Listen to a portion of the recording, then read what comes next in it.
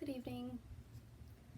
I've got a wild hair, so here is The Yellow Wallpaper by Charlotte Perkins Gilman. It is very seldom that mere ordinary people like John and myself secure ancestral halls for the summer. A colonial mansion, a hereditary estate, I would say a haunted house, and reach the height of romantic felicity, but that would be asking too much of fate. Still, I will proudly declare that there is something queer about it. Else, why should it be let so cheaply, and why have stood so long untenanted? John laughs at me, of course, but one expects that. John is practical in the extreme. He has no patience with faith, an intense horror of superstition, and he scoffs openly at any talk of things not to be felt and seen and put down in figures. John is a physician, and perhaps, I would not say it to a living soul, of course, but this is dead paper and a great relief to my mind. Perhaps that is one reason I do not get well faster. You see, he does not believe I am sick. And what can one do? If a physician of high standing and one's own husband assures friends and relatives that there really is nothing the matter with one but temporary nervous depression, a slight hysterical tendency, what is one to do? My brother is also a physician and also of high standing, and he says the same thing. So I take phosphates or phosphites, whichever it is, and tonics and air and exercise and journeys, and am absolutely forbidden to work until I am well again. Personally, I disagree with their ideas. Personally, I believe that congenial work with excitement and change would do me good. But what is one to do? I did write for a while in spite of them, but it does exhaust me a good deal, having to be so sly about it, or else meet with heavy opposition. I sometimes fancy that in my condition, if I had less opposition and more society and stimulus, but John says the very worst thing I can do is to think about my condition, and I confess it always makes me feel bad. So I will let it alone and talk about the house. The most beautiful place, it is quite alone, standing well back from the road, quite 3 miles from the village. It makes me think of English places that you read about, for there are hedges and walls and gates that lock, and lots of separate little houses for the gardeners and people. There is a delicious garden. I never saw such a garden, large and shady, full of box-bordered paths, and lined with long, grape-covered arbors with seats under them. There were greenhouses, but they are all broken now. There was some legal trouble, I believe, something about the heirs and co-heirs. Anyhow, the place has been empty for years. That spoils my ghostliness, I am afraid, but I don't care. There is something strange about the house. I can feel it. I even said so to John one moonlight evening, but he said what I felt was a draught, and shut the window.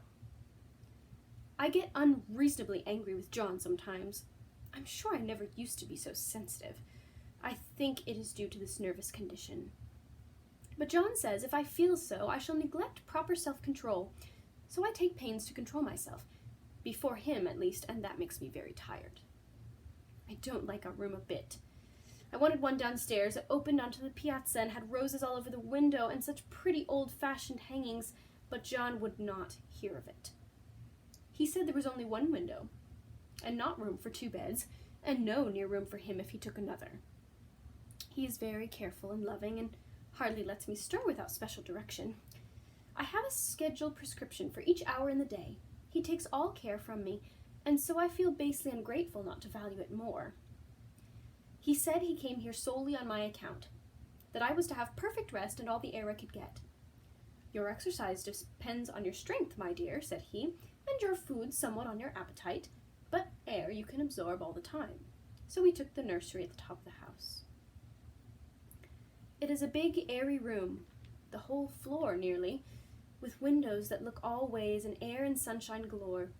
It was nursery first, and then playroom and gymnasium, I should judge, for the windows are barred for little children, and there are rings and things in the walls. The paint and paper look as if a boys' school had used it. It is stripped off, the paper, in great patches all around the head of my bed, about as far as I can reach, and in a great place on the other side of the room, low down. I never saw worse paper in my life. One of those sprawling, flamboyant patterns committing every artistic sin.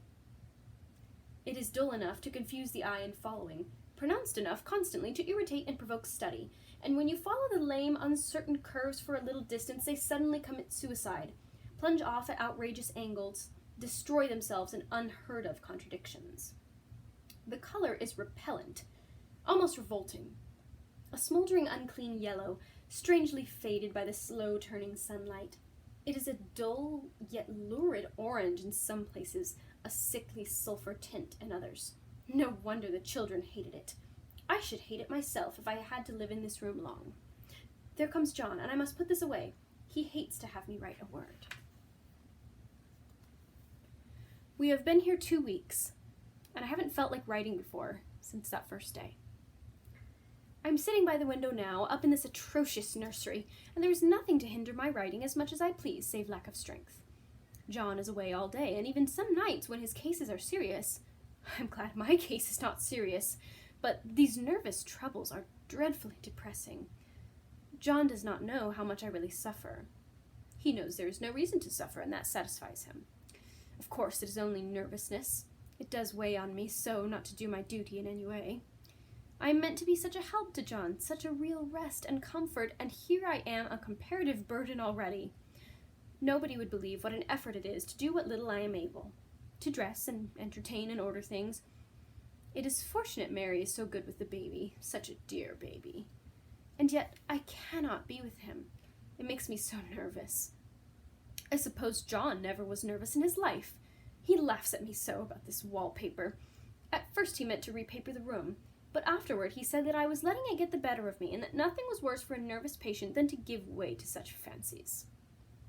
He said that after the wallpaper was changed, it would be the heavy bedstead, and then the barred windows, and then that gate at the head of the stairs, and so on. You know the place is doing you good, he said, and really, dear, I don't care to renovate the house just for a 3 months' rental. Then do let us go downstairs, I said. There are such pretty rooms there. Then he took me in his arms and called me a blessed little goose, and said he would go down cellar if I wished, and have it whitewashed into the bargain. But he is right enough about the beds and windows and things. It is as airy and comfortable a room as anyone need wish, and of course, I would not be so silly as to make him uncomfortable just for a whim. I'm really getting quite fond of the big room, all but that horrid paper. Out of one window I can see the garden, those mysterious deep-shaded arbors, the riotous old-fashioned flowers, and bushes and gnarly trees. Out of another I get a lovely view of the bay and a little private wharf belonging to the estate. There is a beautiful shaded lane that runs down there from the house. I always fancy I see people walking in these numerous paths and arbors, but John has cautioned me not to give way to fancy in the least. He says that with my imaginative power and habit of story-making, a nervous weakness like mine is sure to lead to all manner of excited fancies, and that I ought to use my will and good sense to check the tendency. So I try. I think sometimes that if I were only well enough to write a little, it would relieve the press of ideas and rest me, but I find I get pretty tired when I try. It is so discouraging not to have any advice and companionship about my work. When I get really well, John says we will ask Cousin Henry and Julia down for a long visit. But he says he would as soon put fireworks in my pillowcase as to let me have those stimulating people about now. I wish I could get well faster. But I must not think about that. This paper looks to me as if it knew what a vicious influence it had. There is a recurrent spot where the pattern lolls like a broken neck and 2 bulbous eyes stare at you upside down. I get positively angry with the impertinence of it and the everlastingness. Up and down and sideways they crawl, and those absurd, unblinking eyes are everywhere. There is one place where 2 breadths didn't match, and the eyes go all up and down the line, one a little higher than the other. I never saw so much expression in an inanimate thing before, and we all know how much expression they have.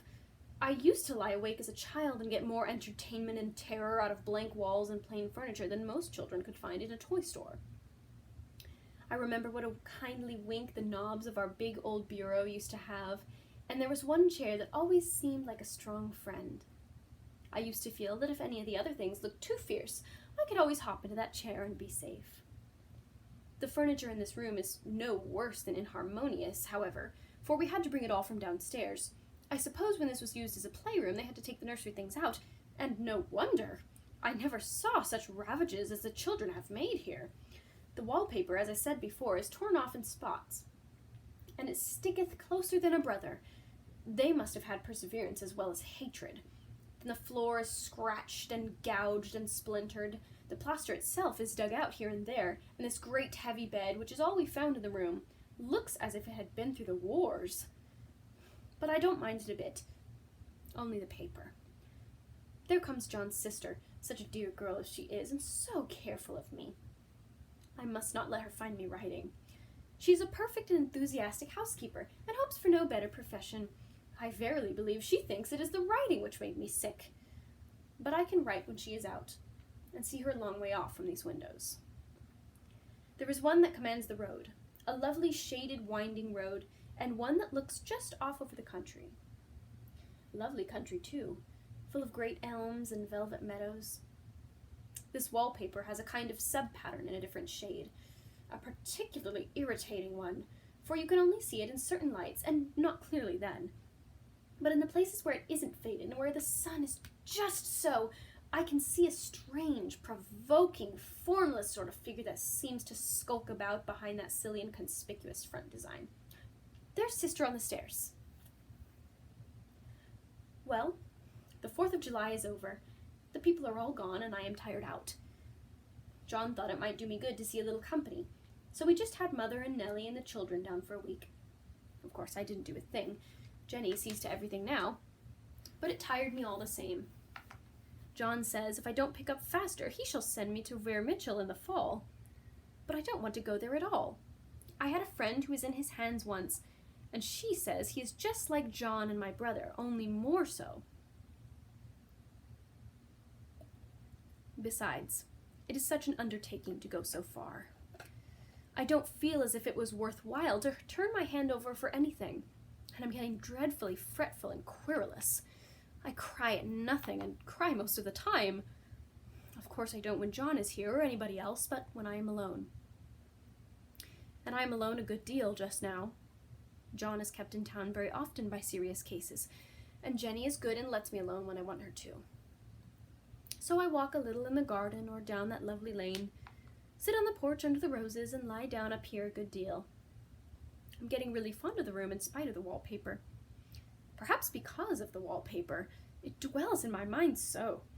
I lie here on this great immovable bed, it is nailed down, I believe, and follow that pattern about by the hour. It is as good as gymnastics, I assure you. I start, we'll say, at the bottom, down in the corner over there where it has not been touched, and I determine for the 1000th time that I will follow that pointless pattern to some sort of conclusion.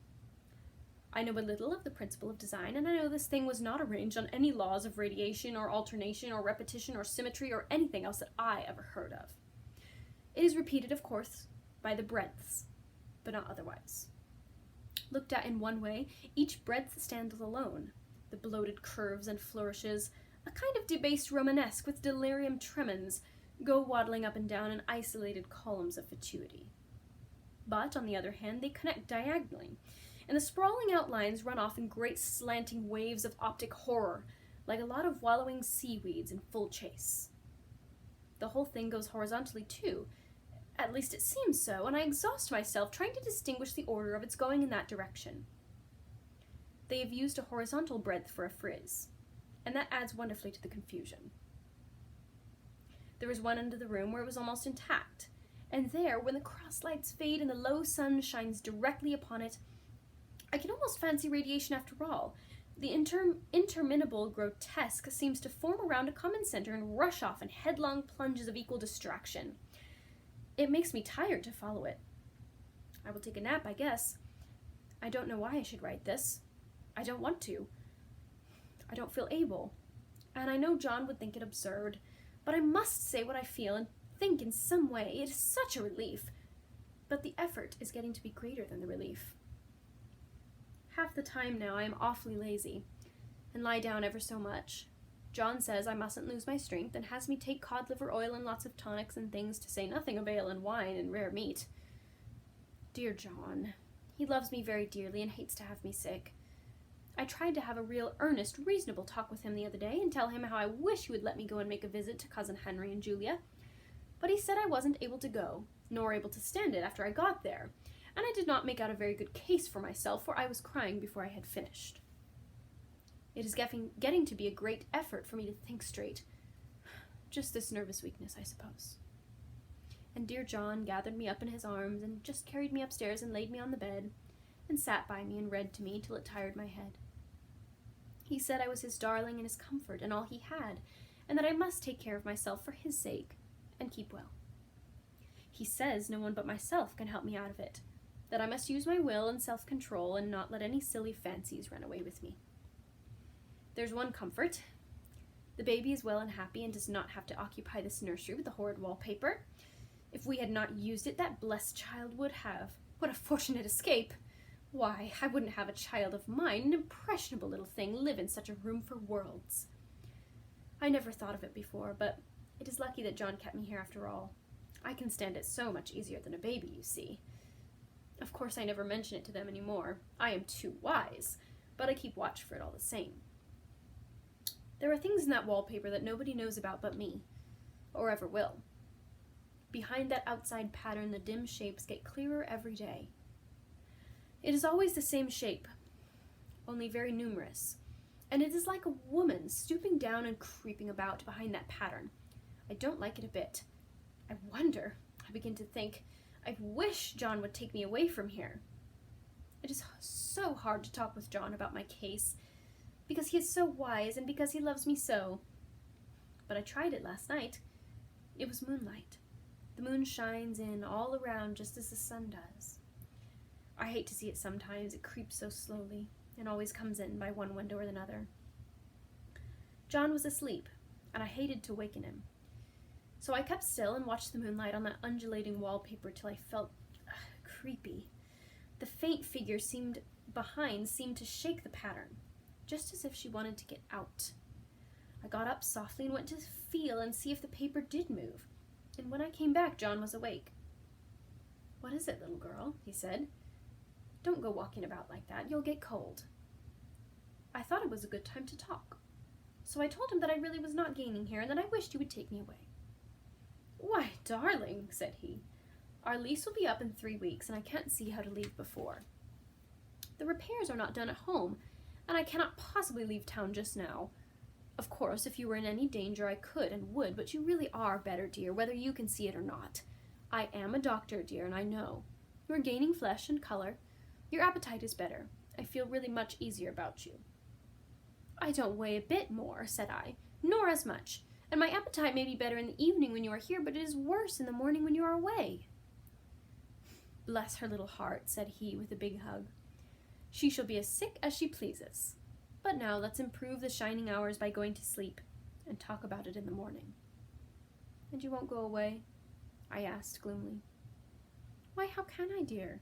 It is only 3 weeks more, and then we will take the nice little trip of a few days while Jenny is getting the house ready. Really, dear, you are better." "Better in body, perhaps," I began, and stopped short, for he sat up straight and looked at me with such a stern, reproachful look that I could not say another word. "My darling," said he, "I beg of you, for my sake and for our child's sake, as well as for your own, that you will never for one instant let that idea enter your mind. There is nothing so dangerous, so fascinating to a temperament like yours. It is a false and foolish fancy. Can you not trust me as a physician when I tell you so?" So of course I said no more on that score, and we went to sleep before long.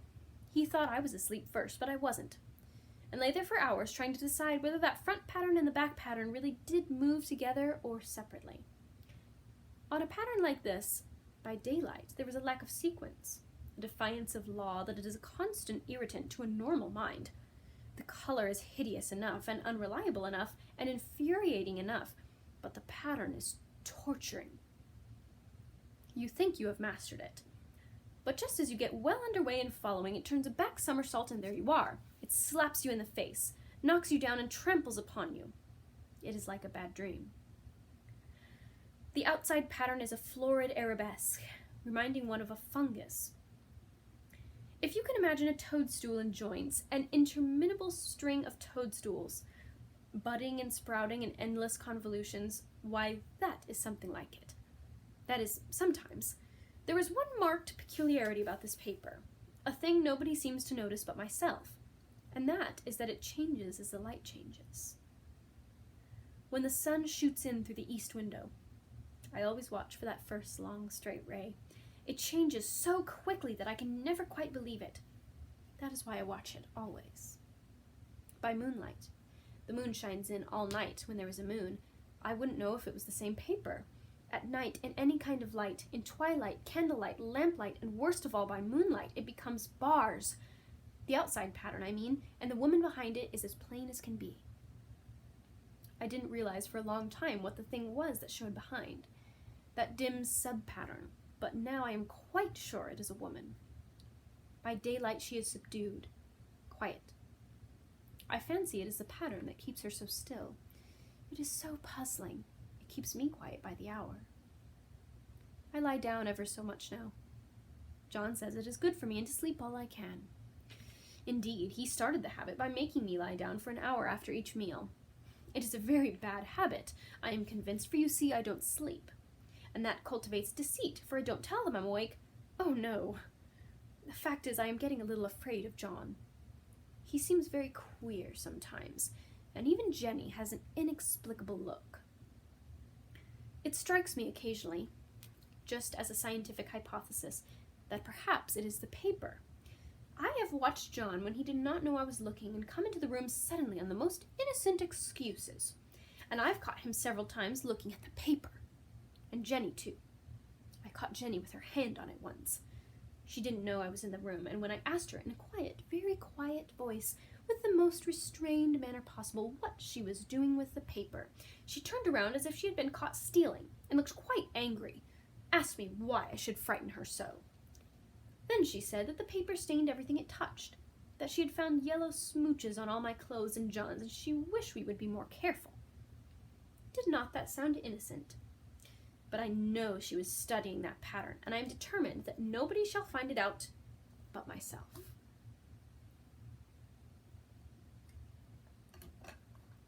Life is very much more exciting now than it used to be. You see, I have something more to expect, to look forward to watch.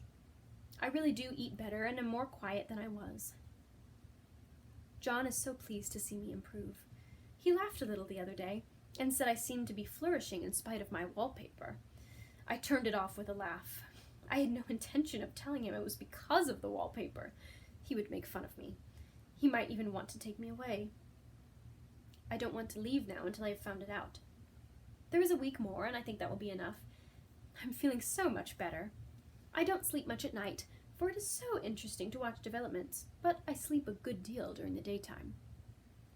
In the daytime it is tiresome and perplexing. There are always new shoots on the fungus, new shades of yellow all over it.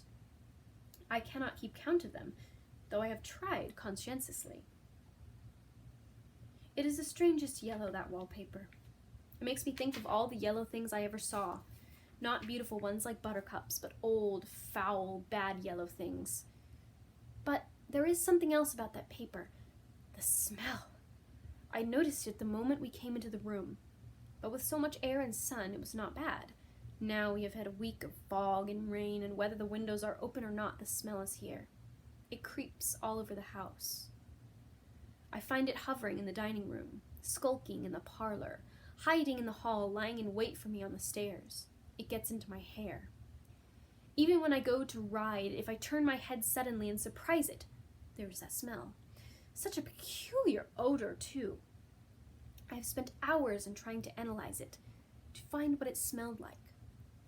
It is not bad at first and very gentle, but quite the subtlest, most enduring odor I ever met.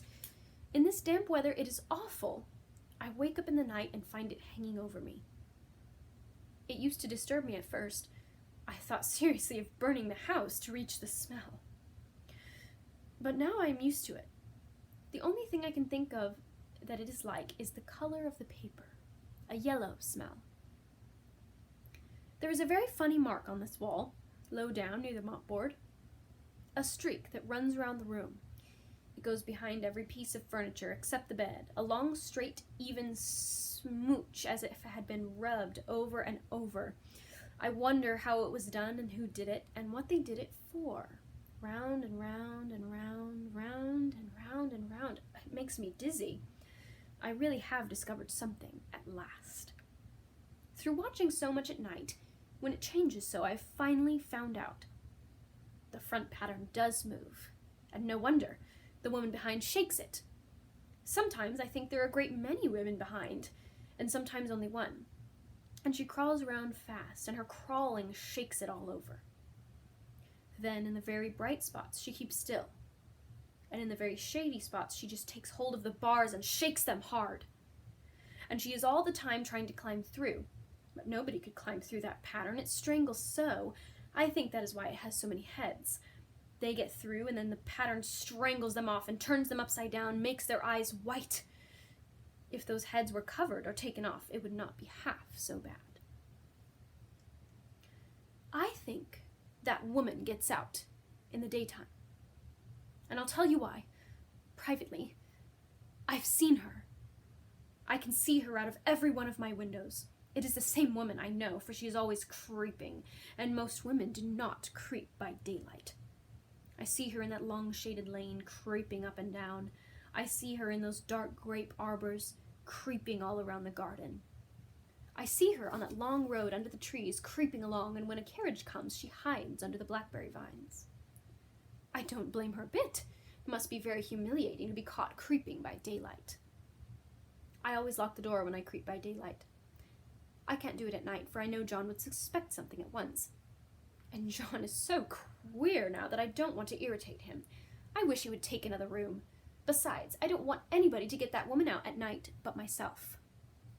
I often wonder if I could see her out of all the windows at once.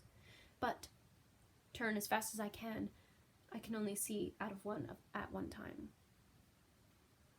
And though I always see her, she may be able to creep faster than I can turn. I have watched her sometimes away off in the open country, creeping as fast as a cloud shadow in a wind.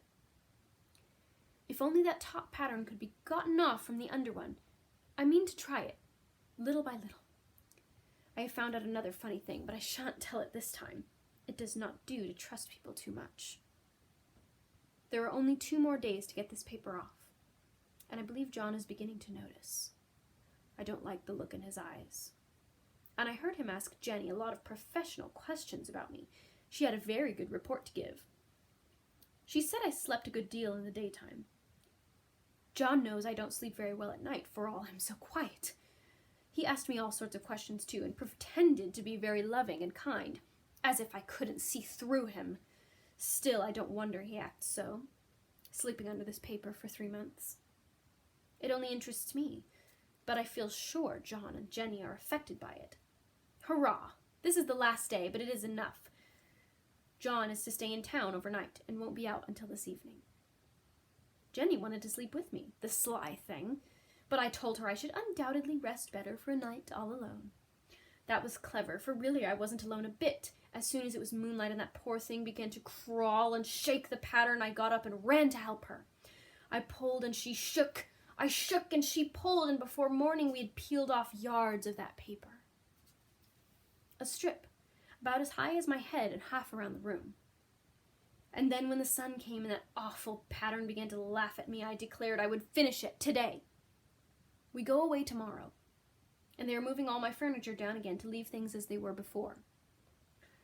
Jenny looked at the wall in amazement, but I told her merrily that I did it out of pure spite at the vicious thing.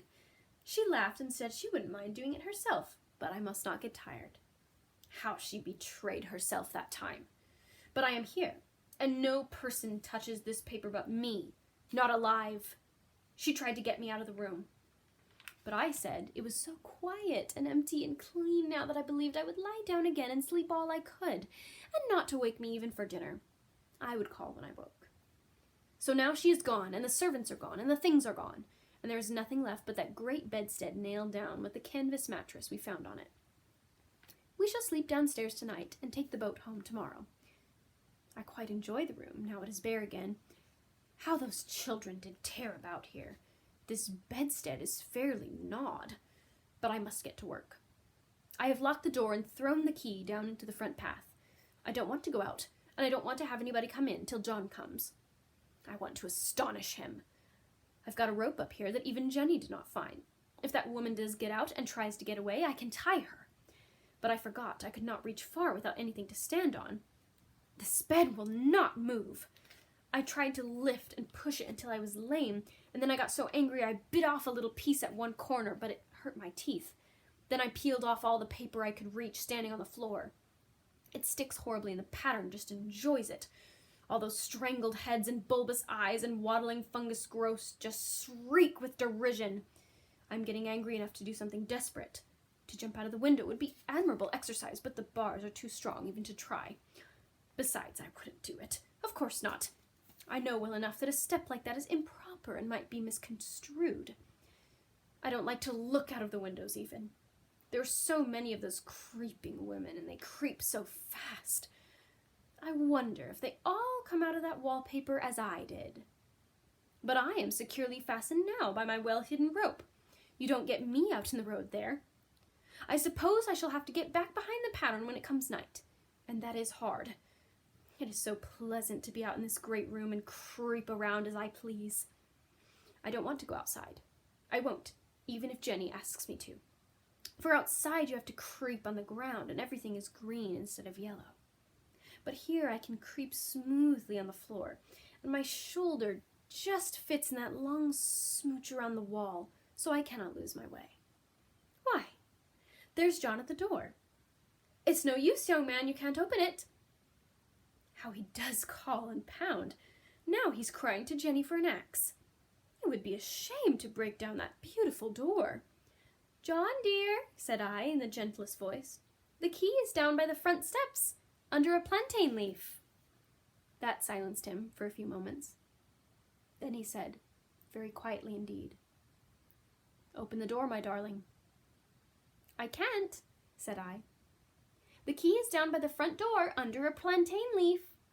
And then I said it again, several times, very gently and slowly, and said it so often that he had to go and see. And he got it, of course, and came in. He stopped short by the door. What is the matter? He cried. For God's sake, what are you doing? I kept on creeping just the same, but I looked at him over my shoulder.